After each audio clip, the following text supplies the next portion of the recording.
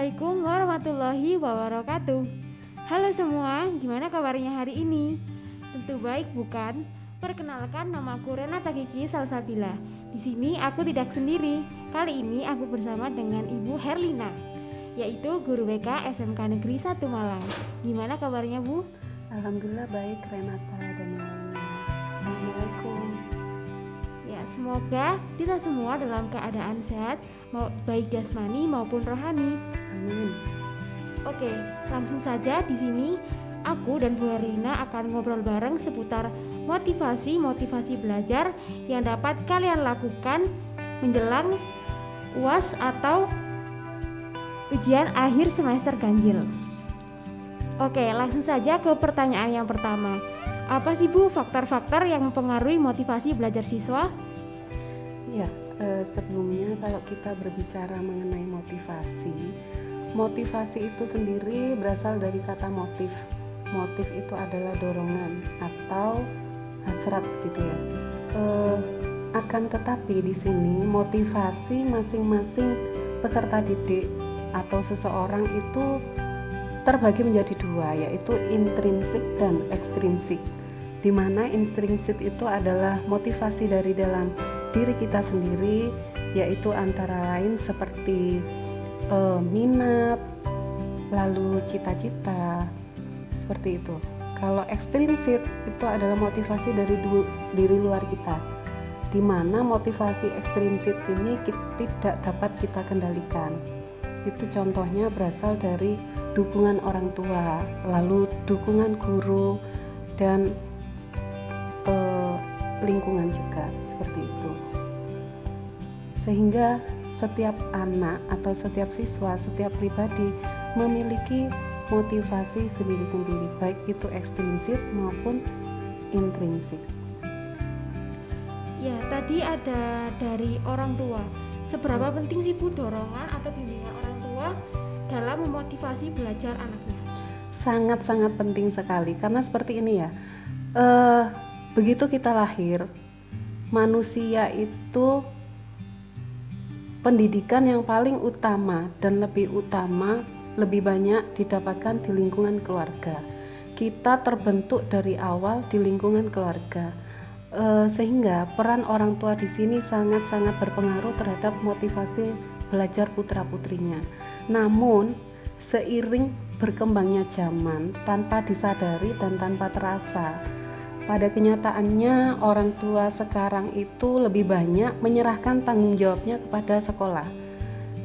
Dalam artian di sini bahwa mereka menyerahkan semuanya kepada sekolah, sehingga mereka entah sibuk mencari uang, mencari nafkah, padahal mereka itu lupa bahwasanya seorang anak itu masih tetap butuh dukungan dari orang tua, di mana orang tua itu tempat anak-anak untuk mengadu, atau bahkan tugas orang tua itu adalah mendampingi anak untuk mengetahui di mana kesulitan anak. Sehingga di sini dengan adanya motivasi dari orang tua, dukungan orang tua, motivasi belajar anak itu bisa semaksimal mungkin, sehingga dapat mendukung untuk meraih cita-cita apa yang diinginkan anaknya gitu.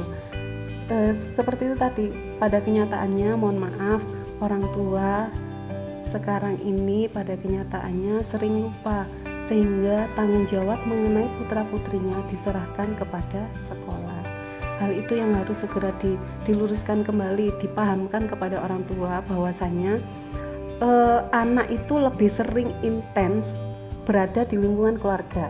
Jadi sekolah itu malah nomor 2, karena mereka kesehariannya berinteraksi dengan anggota keluarga dan sebagainya, sehingga pembentukan sikap juga berawal dari keluarga dan orang tua. Di sini peran orang tua nomor 1 dalam meningkatkan motivasi belajar siswa. Seperti itu Renata.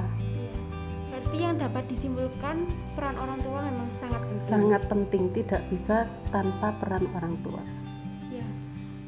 Saya ingin tanya nih Bu, menurut Ibu apa pengaruh dari teman-teman tuh dapat memotivasi kita juga untuk belajar? Kalau misalnya iya, apa sih pengaruh buruk dan negatif yang dapat diterima seseorang dari teman? Nah begini, kalau tadi kita membicarakan tentang orang tua, dan itu merupakan lingkungan yang awal mula didapat anak untuk mendapatkan pendidikan. Yang kedua adalah lingkungan sekolah, di mana lingkungan sekolah itu terdapat guru, para pengajar beserta teman. Ya, sekian persen teman juga mempengaruhi motivasi belajar kita. Bagaimana cara menyikapi kita kalau kita berteman dengan teman yang rajin belajar? Insya Allah kita juga akan memiliki motivasi yang kuat. Oh, temanku rajin sekali belajar, temanku rajin sekali mengerjakan tugas, seperti itu ya.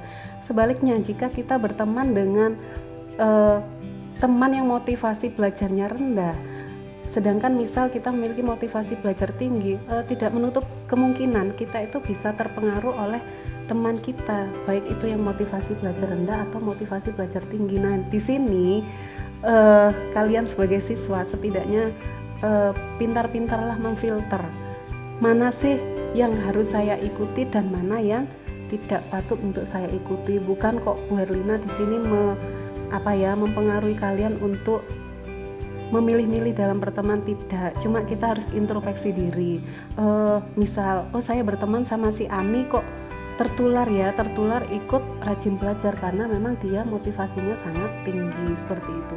Jadi setiap pribadi memiliki pengendalian diri sendiri-sendiri ya. Jadi belajarlah untuk selalu introspeksi diri, bagaimana saya dan bagaimana saya ke depannya, sehingga untuk meminimalisir kita itu mengalami ketidaktepatan untuk bersikap gitu Renata ya. Poin yang kedua yang dapat kita ambil berarti kita sebagai remaja harus mampu menfilter dan menyaring apa yang dorongan-dorongan yang masuk dalam tubuh kita, baik dari orang lain maupun dari diri sendiri. Oke, pertanyaan yang selanjutnya yaitu gimana sih Bu cara meningkatkan minat belajar siswa di masa pandemi ini yang kadang kita cenderung menjadi malas di masa pandemi ini? Jadi bosan. Ya. School from home, SFH ya kan.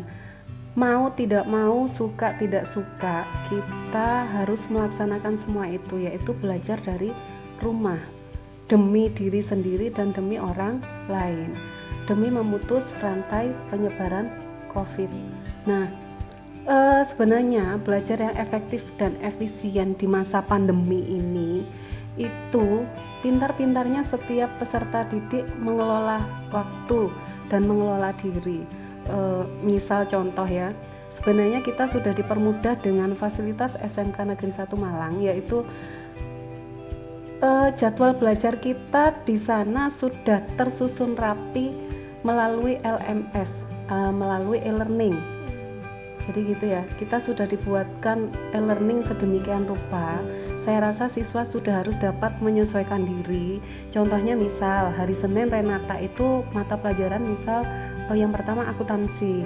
Nah, kita malam sebelum tidur itu sudah harus manajemen waktu. Besok aku harus bangun pagi sekali. Besok saya harus mengikuti semua pelajaran yang ada. Tentunya di sana juga akan ada waktu istirahat untuk kalian. Dengan kita mengikuti e-learning dari sekolah dan mengerjakan atau mengunggah tugas yang ada, insya Allah tidak ada kok tugas yang terlewatkan oleh kita selama kita itu manajemen dirinya bagus gitu loh. Jadi setidaknya pada saat akan tidur malam, kalian sudah harus punya schedule untuk pagi, jadwal untuk pagi. Dan ini mungkin baik untuk diterapkan ya. Itu kan setiap mau tidur malam kamu membuat schedule. Nah, setiap mau tidur malam pun kita sisakanlah waktu untuk merefleksi diri. Refleksi diri itu maksudnya kamu tuh memikirkan, tadi pagi saya telah mengerjakan misal gitu ya, akuntansi. Oh iya, akuntansi tadi saya tidak sampai selesai mengerjakan pelajaran akuntansi. Kendalanya adalah misal ibu sedang sakit, saya harus merawatnya. Mungkin seperti itu. Jadi kendala-kendala itu yang harus kalian pikirkan sendiri. Sebaiknya bagaimana ya? Oh ya, nanti saya akan sisihkan waktu di hari berikutnya untuk mengerjakan susulan akuntansi. Jadi seperti itu. Setiap kita mau tidur, jika kita merefleksikan diri kita, insya Allah kalau kita membiasakan semua itu, manajemen waktu kita akan bagus. Sehingga pekerjaan kita itu benar-benar yang terjadwal gitu loh Renata. Misal lagi ya, ini kalau Bu Herlina sebagai guru misal, pada hari Kamis ini pekerjaan yang tidak sempat saya lakukan adalah misal melakukan konseling individu dengan siswa yang bernama si X. Tidak dapat saya lakukan karena siswanya terkendala sinyal di rumah karena harus V-call atau apa gitu ya. Itu kita schedule ulang, kita jadwalkan ulang sehingga waktu yang tertunda itu tadi bisa kita selesaikan gitu loh, sehingga kita tidak punya hutang atau tugas pekerjaan seperti itu ya. Dan lagi belajar yang efektif juga itu tadi terkait schedule jadwal ya. Nomor 2, buatlah senyaman mungkin meja belajar kalian atau ruang belajar kalian itu yang tertata rapi. Coba Renata bayangkan ya, bila kamu memasuki ruang belajar ataupun rumah dalam keadaan berantakan, apa yang kamu rasakan? Tidak nyaman, ya. Tidak mood untuk ada di sana. Nah, demikian juga dengan belajar. Jika meja belajar kita berantakan, itu akan mempengaruhi mood belajar kita. Tetapi jika meja belajar kita rapi, insya Allah hasrat untuk belajar itu ada gitu loh. Jadi ada hubungan antara meja belajar yang rapi, rumah yang rapi dengan mood seseorang seperti itu. Yang ketiga, karena ini di masa pandemi juga ya, dimana kita dituntut untuk tetap menjaga fisik, kesehatan fisik. Nah, pada saat belajar, taruhlah mungkin 1 botol air mineral di meja belajarmu sehingga tidak mengganggu konsentrasi belajarmu saat kamu haus. Tidak harus sedikit-sedikit berdiri ke dapur mengambil air minum, tidak. Jadi sambil kita belajar, sambil terjaga juga kesehatan kita. Jadi yang dapat diambil kesimpulan dari cara meningkatkan minat belajar kita di masa pandemi, yang pertama ialah mengatur schedule kita, yang kedua yaitu menata tempat belajar kita senyaman mungkin agar dapat meningkatkan mood kita.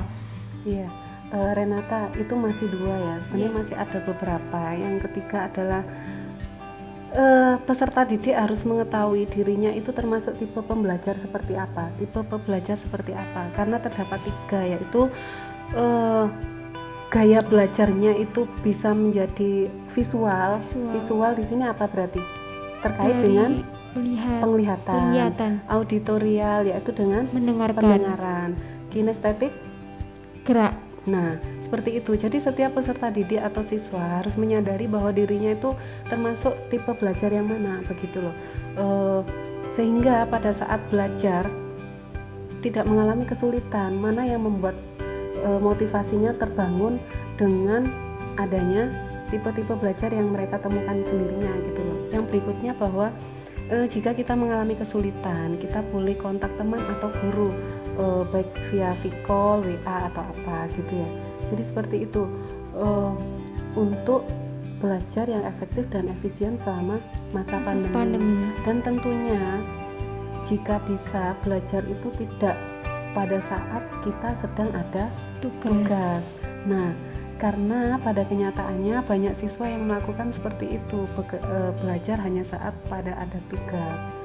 Kadang pun pada saat akan ada ujian, sehingga sistemnya SKS, sistem kebut semalam. Nah, itu tidak mungkin untuk ada di otak kita seperti itu tuh akan memberatkan kita. Jadi belajar itu seharusnya ya setiap hari, meskipun di luar ada PR, kita itu mencicil membaca materi-materi yang telah di-share oleh Bapak Ibu guru.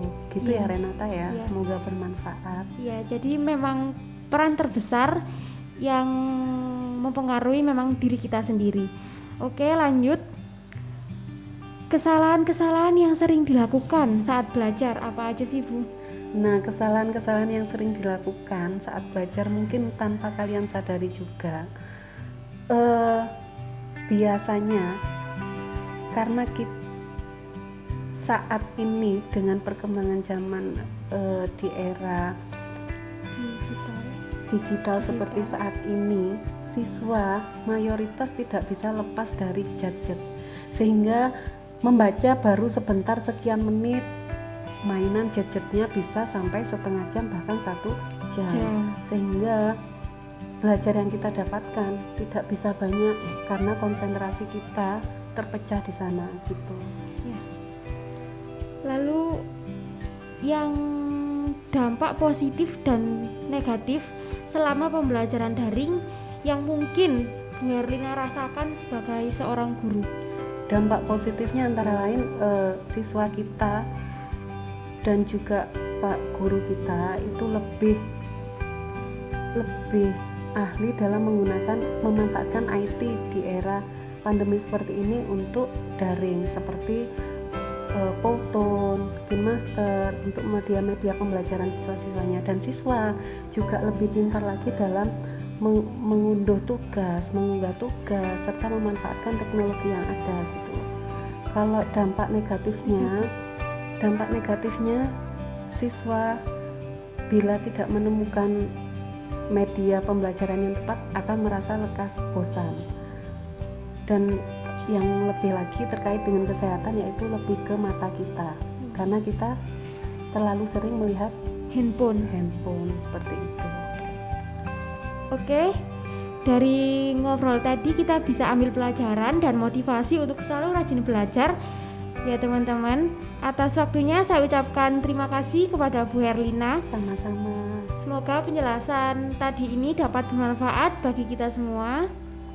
Apabila ada kesalahan saya mohon maaf. Terima kasih dan sampai jumpa. Wassalamualaikum warahmatullahi wabarakatuh. Waalaikumsalam warahmatullahi wabarakatuh.